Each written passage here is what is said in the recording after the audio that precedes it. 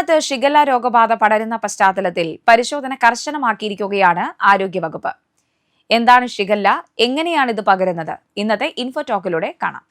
മലിനജലത്തിലൂടെയും പഴകിയതും കേടായതുമായ ഭക്ഷണത്തിലൂടെയുമാണ് shigella bacteria പ്രധാനമായും മനുഷ്യ ശരീരത്തിൽ എത്തുന്നത്.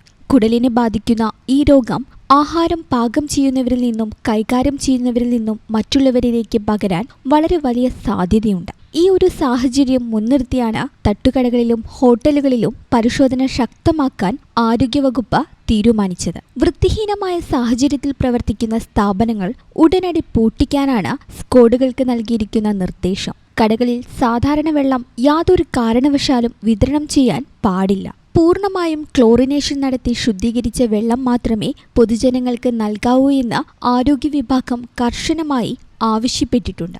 ഇനി നമ്മൾ അറിഞ്ഞിരിക്കേണ്ടത് ഇതിന്റെ ലക്ഷണങ്ങളാണ്.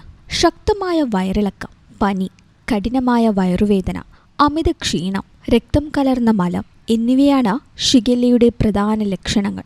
ബാക്ടീരിയ ശരീരത്തിൽ പ്രവേശിച്ച് 3 ദിവസത്തിന് ശേഷമാകും ഈ ലക്ഷണങ്ങൾ കണ്ടു തുടങ്ങുക. എന്നാൽ ഓർക്കുക, എല്ലാ രോഗികളിലും ഈ ലക്ഷണങ്ങൾ ഒരുപോലെ പ്രകടമാകണമെന്നില്ല.